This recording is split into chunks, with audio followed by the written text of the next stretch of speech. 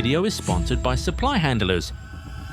Every national team coach has named the best available players they believe will give them the best chance at achieving their goals at this year's World Cup, but there are a lot of teams who will be missing one player who didn't make the squad for one reason or another. Who are some of these players? We'll find out in this video today. Let's go straight into looking at the one player these nations will be missing at the 2026 World Cup.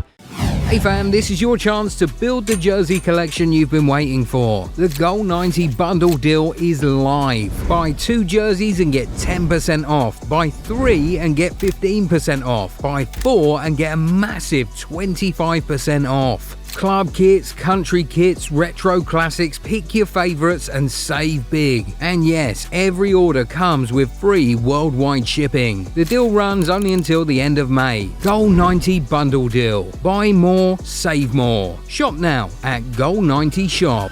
We'll start with Argentina. They have named a really strong squad which they believe will help them successfully defend their World Cup trophy, and they are particularly very happy that Lionel Messi is on that team sheet, but we think that they'll be missing Ángel Di María, who announced his retirement from international football after Copa America success in 2024. This is the first time in almost 2 decades that Messi will be heading to an international tournament without Di María, and we think he and the entire team will miss him. Di María is a player who always knew how to come up with big goals for Argentina, particularly in finals. He scored in the 2008 Olympic final, scored the only goal in the 2021 Copa America final, scored in the 2022 Finalissima, and scored and won a penalty in the 2022 World Cup final. He is one player who always showed up when it mattered most for Argentina, and as such, it'll be very difficult, almost impossible, to replace him. It'll also be difficult for Spain to replace Fermín López.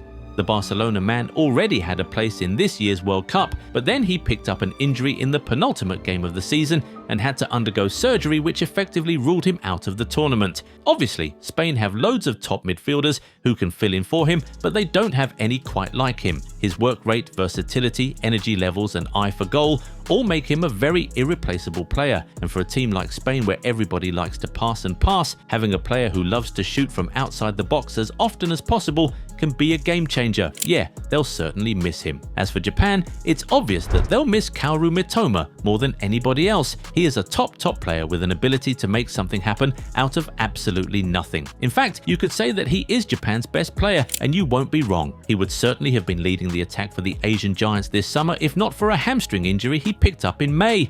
Another national team who will be without their main guy due to injury is Ghana. They thought they would have Mohammed Kudus heading into this year's World Cup after he was expected to return from his hamstring injury in April, but he relapsed and will now be unavailable until the end of June, maybe even July. Yeah, Ghana will still have Semenyo Iñaki, Sulemana and Jordan Ayew, which is still a solid attack, but everyone knows Kudus is the main man. He's the team's best creator, ball carrier, and one of their 2 best ball strikers and goal scorer. For a team that was drawn in the group of death along with Croatia and England, they would need every help they can get, so we're pretty sure that they'll miss Mohammed Kudus. And from one Spurs attacker to another, let's talk about Dejan Kulusevski. There's no doubt that Sweden will be missing him at this year's World Cup. Seeing Isak come back and start looking like his old self during these preparatory games is surely a big boost, but they'll still be missing that creative spark a player like Kulusevski would have brought to the team. After they secured qualification for the World Cup for the first time in 8 years, the entire nation started to hope and pray that their star man would be back in time,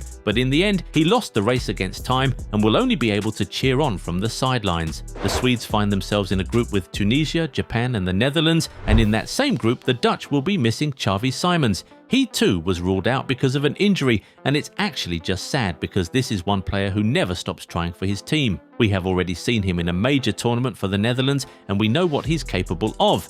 Despite his struggles with Spurs this season, he's a player who would almost certainly have started for the Netherlands in the attacking midfield position. In his absence, we struggle to see a player who can step in and play that role to the level required at the World Cup. A midfield trio of Gravenberch, Reinders and De Jong sounds solid, but when you take a closer look, it actually lacks real creativity and attacking nows. And this is where they'll really miss Simons. In fact, you could say they have already started to miss him after they lost their warm-up game against Algeria. But of course, this is not just about injured players. For example, Switzerland will certainly be missing Xherdan Shaqiri at this World Cup. Dude is a legend and an international tournament specialist. I mean, as of this moment, he still holds the record for being the first player to score in each of the last 6 major tournaments, right from the 2014 World Cup through to the 2024 Euros. Whenever a major tournament came around, he always showed up for Switzerland with banger after banger. But now, with Shaqiri having retired from international football, Switzerland will be heading to a major tournament without him for the first time in 12 years,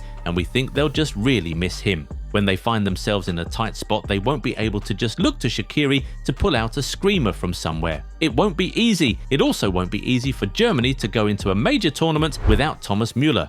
This right here is a World Cup great. He helped Germany to a 3rd place finish in 2010 and helped them win the World Cup in 2014. He has a World Cup Golden Boot, Silver Ball and Best Young Player award sitting in his cabinet.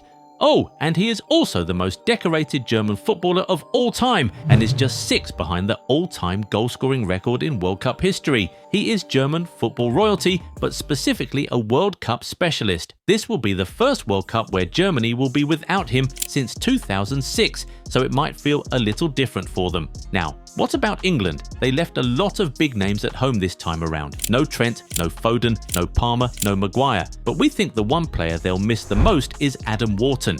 You see, Trent will be a big miss, of course, but then they have Reece James, who can do everything he does. As for Palmer and Foden, Morgan Rogers had a better season than them anyway. Maguire is another big name that wasn't called up, but when you have Guehi in his place, they might not miss him that much. But you see Wharton, there's just nobody in that squad who can do what he does. England simply do not have a deep-lying playmaker who can constantly create threats and beat presses with line-breaking passes. We saw his performance in the Conference League final. That kind of midfield quality is one thing that's lacking in the current England squad. Anderson, Rice and Mainu are all top players, but none of them can do what Wharton does at the level that he does it. As for Brazil, the obvious one to say is João Pedro or Estevão, but we think if they'll end up missing anyone, it'll be Richarlison.